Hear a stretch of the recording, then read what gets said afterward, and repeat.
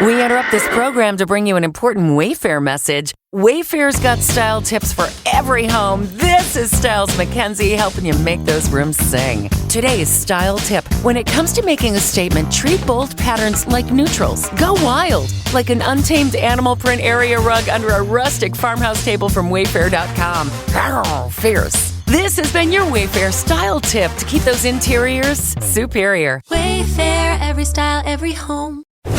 Breaking down every game, every day in Major League Baseball. This is the Baseball Betting Show. Here is your host, Greg Peterson. A warm from the low. Welcome to lovely Las Vegas for the Baseball Betting Show with myself, Greg Peterson, now part of the VSiN family of podcasts, and it is a podcast that is powered both by DraftKings and Vote Yes on Prop 27. Prop 27 doing what it can to get Californians able to bet online and bet safely because over half the country is able to bet online. Places like Boston, New York, out here lovely Las Vegas, Portland, all these fine cities have a bet online. Meanwhile, Californians, they are stuck with the shady bookies. So vote yes on Prop 27, and we're voting yes on a great podcast today, as in segment number 2, we're going to be joined by Jon Jansen of Fox Sports Philadelphia, the Gambler, get his takeaways from what we saw in Game 4 of the NLCS, in which the Phillies now hold a 3-1 lead, what is going to lie ahead for the rest of that series, and on top of that, take a look forward to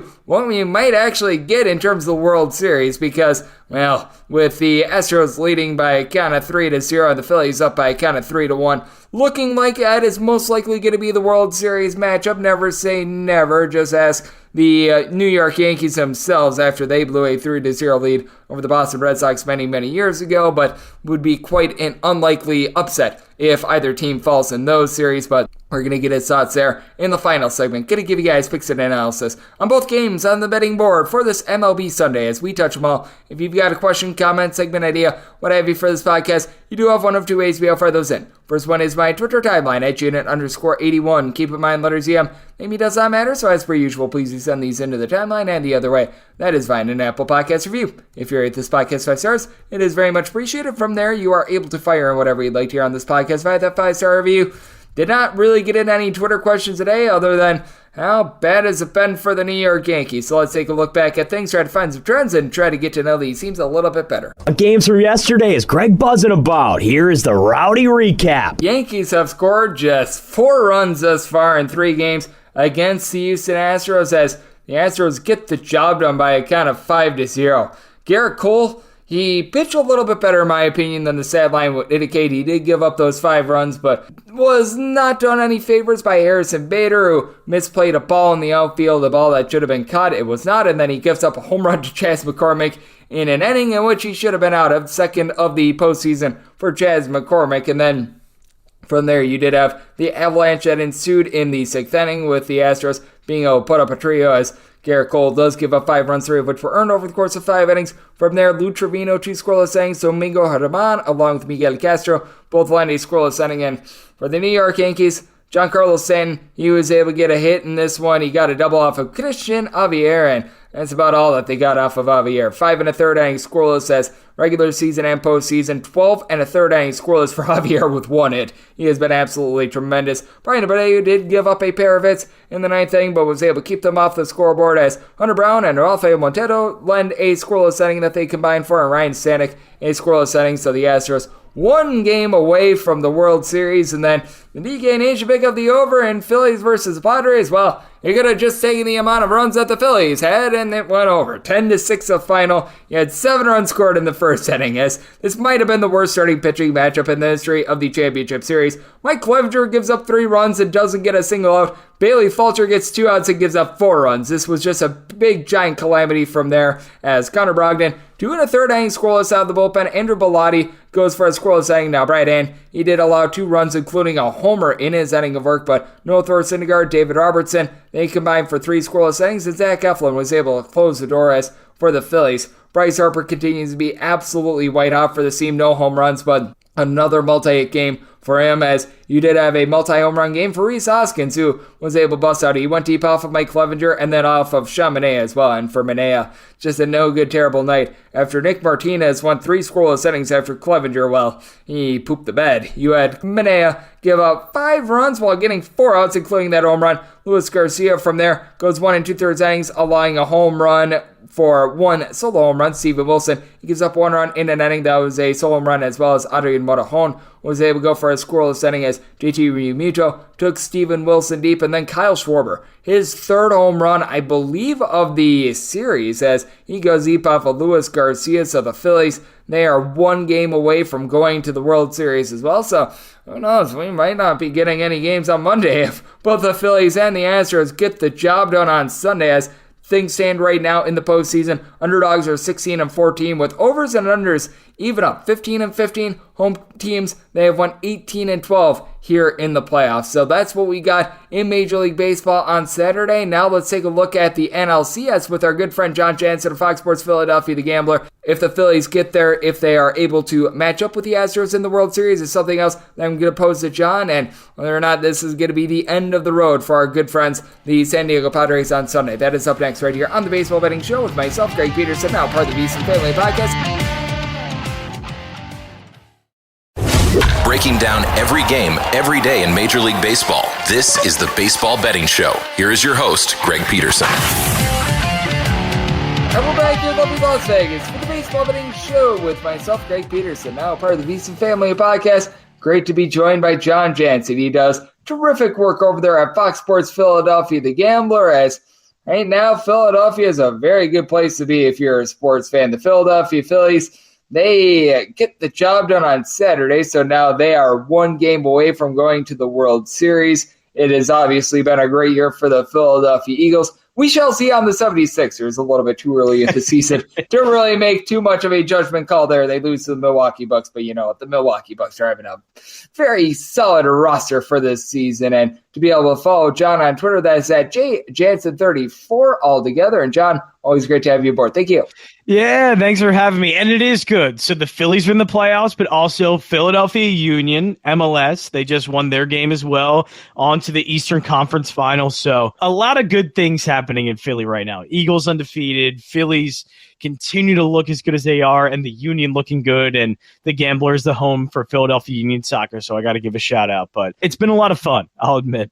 Oh, absolutely. And I'm sure that you had a fun time Saturday night as the Philadelphia Phillies, they get it done in what I ultimately thought was the biggest toss-up game, because Mike Clevenger and Bailey Falter, I tweeted this out, it has to be the worst starting pitching matchup we've seen in NLCS history. Both teams were unable to get any length whatsoever, so that led to the bullpens being utilized. And though the Philadelphia Phillies needed all hands on deck, I do think that having Zach Wheeler coming back on full rest now, that puts him in a much better spot, because now with Philadelphia having out their Zach Wheeler, you're able to feel so much better because they needed everyone that wasn't in the starting rotation to pitch on Saturday. Yeah, they did. So that was going to be which lineup's better. I mean, honestly, that Saturday night game came down to the lineups, because we all know Bailey Falter has not pitched a lot in the majors and was probably going to struggle, but you were aware, and I think a lot that were paying attention to baseball this season knew that Clevenger wasn't that good as well. So there was a lot of emphasis on lineups and who would be able to score enough runs to win this one. The one anchor of the lineups, and it's a great parallel too. It's been Bryce Harper. So Bryce Harper left Washington, and in his place was Juan Soto, and Juan Soto goes and wins a World Series with Washington, and Bryce Harper gets this label of a guy that can't win in the postseason, that is just not a good regular season player, just can't win in the postseason, can't get into the postseason, and all he's done is been the best player in the major leagues in the postseason all postseason long, and that has just lifted the Phillies over and over again. Yes, Rhys Hoskins comes up with some big hits here and there. Kyle Schwarber has done really well in the championship series, but Bryce Harper has been, since Game 2 against the Cardinals, the best player in baseball for these 2 weeks in the postseason. That is huge. So the starting pitching is an issue, especially when you have to pitch Bailey Falter, but it was coming down to these two lineups. And for Bryce Harper to just make himself known as the best player in baseball, that is awesome to see for a player that got the label of someone who just couldn't get it done in the postseason. And I think that's fantastic. Yep, it really is. And for Bryce Harper, he just needed to get healthy, because if you took a look at his time since he came off the injured list, I believe it was 35 games in total, he was sitting just below the Mendoza line of 200 with 3 home runs. He now here in the postseason entered into Saturday with 4 home runs. He's sitting right around a 400 here in the playoffs. And that's really what has been big for the Phillies, because I think that the Phillies, among the 4 teams that made the championship series, they had the highest boomer bust potential, the highest variance. And now that he has been able to fire on all cylinders, and now that you've got Rhys Hoskins and Kyle Schwarber out their funks, as they had a combined 4 hits and 3 home runs in the game on Saturday, that makes the Phillies all the more dangerous. And I think the big question is, can they sustain it? Yeah, it's a really good question. In September, before they hit October and started going on this run, September was obviously a really bad month for the Phillies. They weren't hitting the ball well. Their starting pitching wasn't good, and that's both Wheeler coming back from injury and Nola as well. Everyone just did not pitch too well in September. But those 3 months in the summer, June, July, August, they had one of the top 3 records in that span.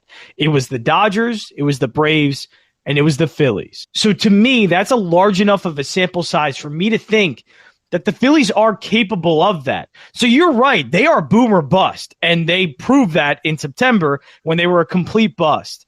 But the boom was telling me that they are one of the best teams in baseball when everything's going right. And now they have Kyle Schwarber hitting. Rhys Hoskins, it's been a lot of down, but there's been really good moments with Rhys. And Saturday was huge. 2 home runs. He's the reason why they basically win that game. And Bryce Harper looks like himself. And Wheeler and Nola have both been excellent in postseason play. So it's a top-heavy Phillies lineup. It's a top-heavy Phillies rotation. But I think through that span of 3 months, they proved to at least me that they are one of the best teams in baseball. It's just obviously when the Phillies have the kind of injuries that they did and started with Joe Girardi the way they did, it obviously had some low points during the season. But that's a large enough 3-month sample size for me to think that that's not a fluke. That's real. And the Phillies are showing us that's real all in the postseason. It doesn't surprise me, honestly, that much, the way that they're playing right now. Absolutely. They've been able to do an amazing job here in the postseason, and now they're going to need to try to get to Yu Darvish here on Sunday. As joining me on the podcast, we do have Jon Jansen of Fox Sports Philadelphia, the Gambler, and as numbers are coming out right now, we're seeing the Phillies right around a minus 135 favor, which I think might be a little bit high in this spot just because Yu Darvish, he has pitched relatively well. Even in the loss that he took against the Philadelphia Phillies, he gave up 2 runs. It's not like he got completely shelled. Gave up 1 absolutely massive shot from Kyle Schwarber. So if you want to do the math, that was worth a little bit more than 1 home run in terms of distance. It's still counted as only 1 run. But that said, with Yu Darvish, he's been able to do a good job. But how critical do you think it is for the Phillies to be able to close out in Philadelphia? Because I do take a look at things, and if they don't close out here, they still have a valuable opportunity with Aaron Nola. But I do think that Game 7 would be a really big roll of the dice. I think it needs to be either Wheeler or Aaron Nola here, just because with Ranger Suarez pitched well in Game 3, but I wouldn't necessarily have a lot of confidence in him in a Game 7 scenario. Yeah, no, I completely agree with that. So in the first 2 games, a lot of Phillies fans did this, where you have to win Wheeler and Nola starts. You have to win both of those. I never look at it that way. So I look at the advantage of having those 2 pitchers are on the road in the first 2 games. You could split one of those 2 because either Wheeler or Nola is going to win one of their games because they're that good. And I feel like they're in the same circumstance now where they have to win one of these 2 games. Obviously, I don't want it to get to Game 7. I think you're right. Game 7 would be really tough. As much as I am the biggest fan of Ranger Suarez, Greg Peterson, but I know in a Game 7, that would be extremely tough. And I don't want it to get to that point. I think I'm confident in knowing one of those 2 games, either the Wheeler start coming up next or the Nola start, they can win one of those. And that's the advantage of having 2 great pitchers, because back-to-back, that's really hard to hit against those 2 guys. So I think that's a big advantage for the Phillies right now. It's why, getting a 3-1 lead is huge, and why they may end up and probably will end up in the World Series because of that advantage. So I don't know if Sunday is a must win, but I think it's a must win to win either one of a Wheeler or a Nola start. And they both in the postseason, I know Nola didn't have his best start in game 2, but Wheeler also lost game 2 against the Braves. Not in the same kind of fashion that Nola did. He kind of fell apart and certainly didn't look as good as he has been, meaning Wheeler can lose a game, but Nola can pick up, and Nola can lose a game and Wheeler will pick it up. It's great to have those two, and one of those guys are going to win a game, and I think that's huge for them. But I agree with you. I think you're right that the number's a little too high because, Greg, I am one who was very skeptical of the Padres starting rotation all season long. The names sounded good. Clevenger and Snell and Darvish and Musgrove. You look at the metrics and you look at things like their xFIP and their FIP. It's like these guys aren't built to sustain that success. And yet they've pitched better than maybe they have in years. So you're right. Darvish is a really tough task. I think the number may be a little bit too high to bet. But I think the Phillies do win one of these, either Wheeler or Nola starts. Yep, and when it comes to the San Diego Padres, you mentioned with Mike Clevenger, he and Sean Manaea, who that was another big upgrade for this team as well, or was supposed to be an upgrade, a combined ERA of 27 here in the postseason. Oh. Certainly, Blake Snell recently has been able to live up to his billing. I think we both agree he pitched a bit better than the 4 runs in 5 innings would indicate in game 2, so that might be a tad bit of an issue, but certainly it has not gone well for some of the acquisitions of the San Diego Padres, so we shall see if they're able to win 3 straight. I personally don't think that they're going to win 3 straight, have a chance to be able to win in game 5, but I do think that ultimately the Phillies close out that series. As Jon Jansen of Fox Sports Philadelphia The Gambler is joining me on the podcast, and if the Yankees come back from down 3-0, we're going to be telling our children about how they came back in that series, much like we're going to be doing with the Boston Red Sox for so long when they came back from down 3-0. So if the Phillies could just win 1 out of these last 3 games, they're going to be most likely matched up with the Astros in the World Series. And I do think that that would be fascinating because these two teams match up towards the back half of the regular season. And as a matter of fact, it was Aaron Nola who sent the team to the postseason thanks to his good start. But I do think that in terms of Astros versus Phillies, no doubt, I think the advantage would have to go to the Astros just in terms of pitching depth itself. But I do think that that would be very interesting because I would argue that the Phillies have a little bit of an advantage when it comes to the overall lineup because the Astros are not quite as strong as they've been with the bats in past years. The question is, would the Phillies be able to get to the Astros just strong in general pitching? Because, I mean, even Luis Garcia, who you could throw in there in the bullpen, we saw him pitch 5 scoreless against the Seattle Mariners, all those great relievers. That's going to be a tough task for the Phillies if they do make it to the World Series. Yeah, it would. And you're right. Overall, the lineup has been really good. And we talk about Harper and Hoskins and Schwarber, but it's been a lot of Alec Boehm coming up with big hits, and Gene Segura, and Brandon Marsh had a big home run in the Braves series, and Bryson Stott's been incredible. It's been the bottom of the lineup that's been impressive, but the problem with that, though, is that bottom of the lineup, what makes them so well-rounded, that would be completely rendered useless because Houston's starting pitching is that good. Like Christian Javier went up against Garrett Cole, and Garrett Cole's supposed to be the ace of the Yankees and completely outpitched him. Framber Valdez has been amazing all season long, and Justin Verlander's probably going to win another Cy Young. While I love the Phillies lineup, I think you're right in saying they are probably better than the Astros. I would say while we look at the Phillies as a top-heavy lineup with, Harper, Schwarber, and all them, it's the bottom of the lineup I think is really good with Segura, Boehm, and Stott coming up with timely hits. They've been excellent, but I just don't know how that would hold up in a series against the Astros. And it's not bullpen. Like, their bullpen's fine. It's a good bullpen, obviously, but it's nothing overpowering that I think the Phillies couldn't handle. It's the starting pitching. I don't know how that bottom of the lineup handles those 3 starters because those guys are some of the best pitchers in baseball and they're all in one starting rotation. I would give the Phillies a chance, but I've been talking about this all week, kind of like leading up to this, knowing that, okay, here are the NLCS teams, here are the ALCS teams, a potential World Series matchup. What could we see? And just never in my mind could I picture either one of the Padres or the Phillies beating the Astros. And it all comes down to pitching. And the lineup, what if it does click? Jose Altuve isn't hitting well. What if all of a sudden he does? But McCormick's been good. Pena's been good. Yordan Alvarez has been one of the best in the postseason. So I would love to sit here and say I could give the Phillies a chance. But Greg, I am terrified of the Astros. That is one of the most complete teams in baseball, and that starting rotation scares the heck out of me. Oh, absolutely. I just take a look at this Astros team, and regardless of if they would get the Padres or the Philadelphia Phillies, it would be an uphill battle for either of those two teams, and it's an uphill battle for anyone to match up with the great content that you put up, John. You do an absolutely amazing job. Taking a look at all things Philadelphia sports, the Eagles have been having themselves an amazing season. You mentioned it. Even MLS is raging out there in Philadelphia right now. We shall see what the 76ers do. And hey, Villanova basketball is going to be starting up in 2 weeks. A nice Philly matchup between they and Temple is going to be 2 Mondays from now. So that's going to be a lot of fun. And I know you're here to cover it all. So let the good people at home know they're able to follow you on social media and everything that you've got going on in general. Yeah, what a great time to be a Philly sports fan. So at JJansen34, but also FoxPHLGambler.com, at FoxPHLGambler on Twitter, also the iHeartRadio app. Just search up The Gambler and you can find us. And I want to plug it. Sunday, I don't know exactly what time. We know it's going to be Sunday, October 30th, either 3 o'clock or 8 o'clock, Philadelphia Union Eastern Conference Final. We will have the call. I'll be on the pre and the post game hosting both of those. So very exciting. So yeah, everything at Fox PHL Gambler on Twitter and FoxPHLGambler.com. And John does an absolutely amazing job taking a look at the Philadelphia sports scene and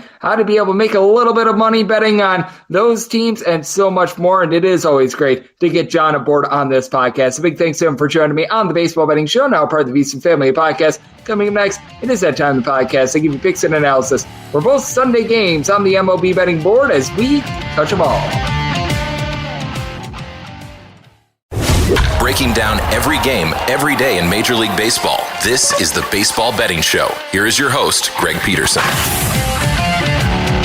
we're back here in lovely Las Vegas for the Baseball Betting Show with myself, Greg Peterson, now part of the VSiN Family Podcast. It is always great to get Jon Jansen of Fox Sports Philadelphia, the Gambler, aboard. He does amazing work just taking a look at the games that we all know and love, covering the Philadelphia sports scene as a whole. And every time he joins this podcast, delivers the goods. A big thanks to him for joining me in the last segment. Now it is that time of the podcast. They give you picks and analysis for both games on the betting board for this Sunday as we touch them all. If a game is listed on the betting board, Greg has a side and a total on it, so it is time to touch them all. Do note that as per usual, any changes are made to these plays will be listed up on my Twitter feed at Junit_81. Going to be going the National League game first, then the American League game. So let's start. 907-908 on the betting board. It is the Padres on the road going up against the Philadelphia Phillies.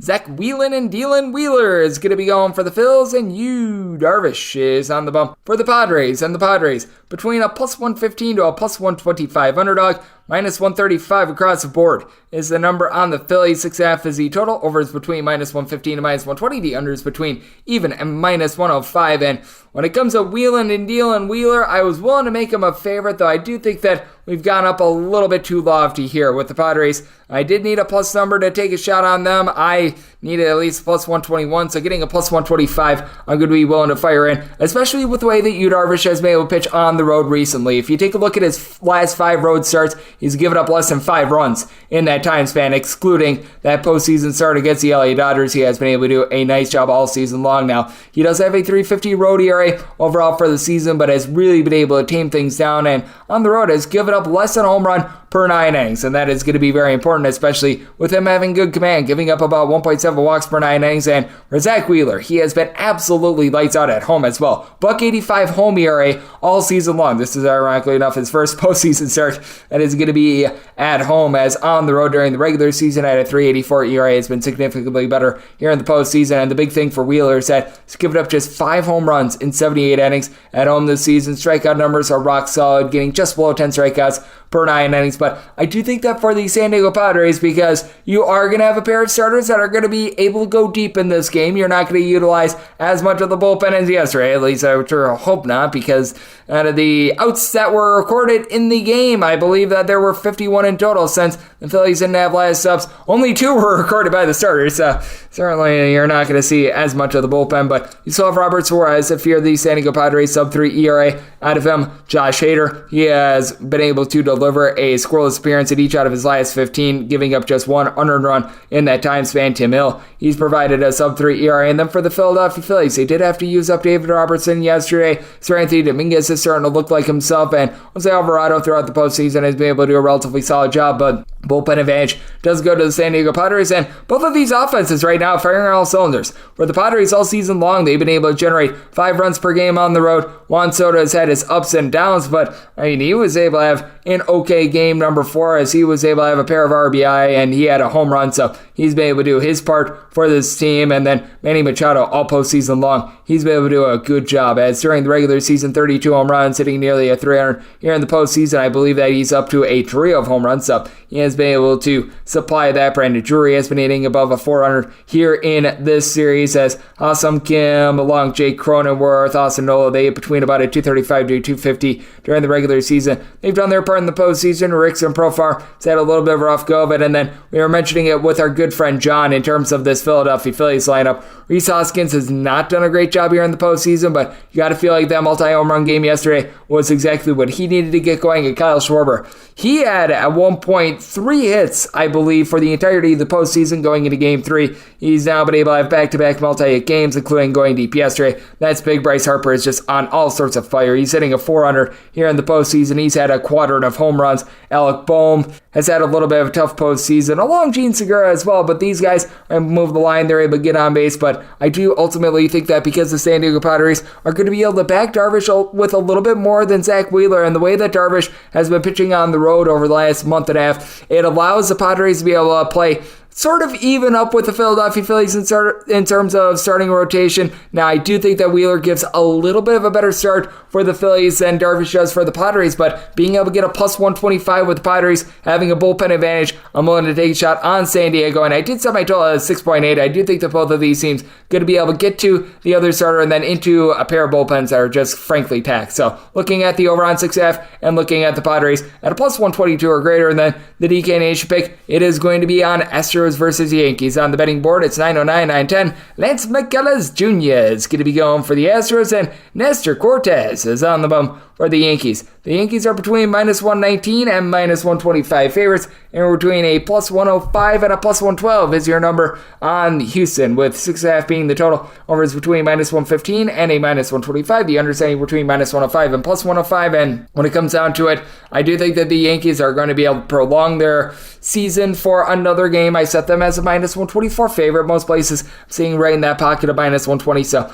I'm going to be willing to lay it, but the DK Nation pick is on the over. I set my total just a little bit north of 7, because with Lance McCullers Jr., he has given up 3 runs or fewer in all 9 of his starts between the regular season and the postseason this season, but he was supposed to go in Game 3, but could not because of elbow irritation. He bumped his elbow on a champagne bottle while the team was celebrating their victory of the Seattle Mariners in that series, so got to question how close to 100% he's going to be, and he's been loosey-goosey. 3.95 walks per 9 innings all season long. The strikeout numbers, they have been there. He has been able to supply about 10 strikeouts per 9 innings, but you've got to have a little bit of concern that the command is not going to be so great. And then on the road, between the regular season and the postseason, he has been supplying an ERA north of a 250. Meanwhile, Nestor Cortez at home, 2.03 ERA between the regular season and the postseason, giving up about a half home run per 9 innings, so he's been able to do a solid job on that front. But we've seen the Houston Astros be able to pummel Yankee starters all throughout this postseason, as Chas McCormick was the guy that was able to go deep yesterday. That has been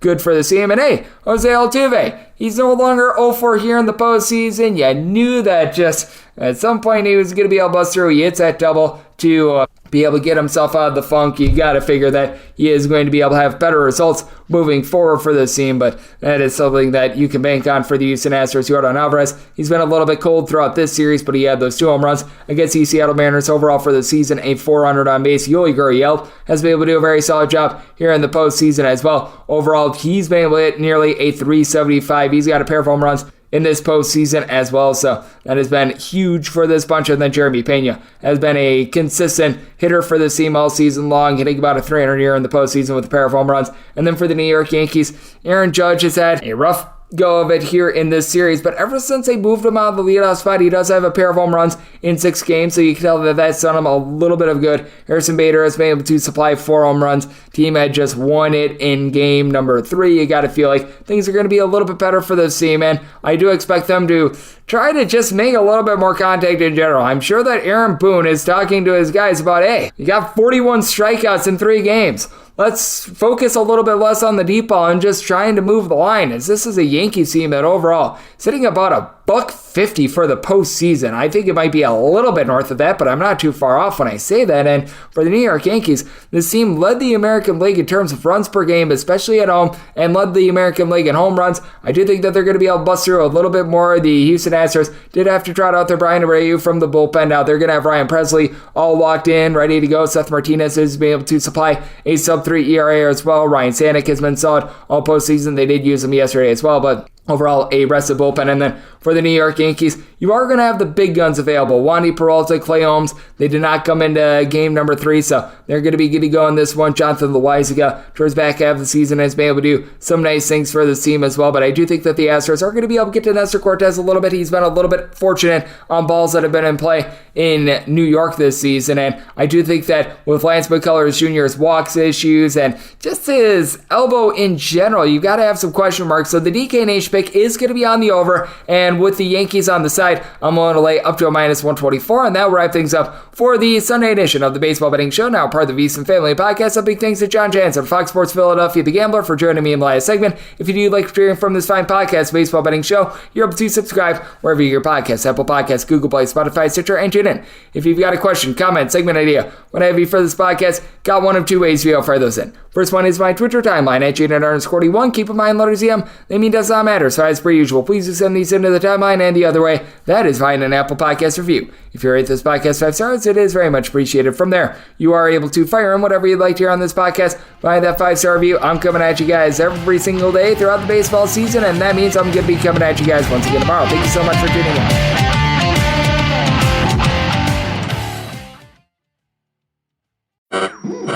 We interrupt this program to bring you an important Wayfair message. Wayfair's got style tips for every home. This is Styles McKenzie helping you make those rooms sing. Today's style tip: when it comes to making a statement, treat bold patterns like neutrals. Go wild, like an untamed animal print area rug under a rustic farmhouse table from Wayfair.com. Arr, fierce. This has been your Wayfair style tip to keep those interiors superior. Wayfair, every style, every home.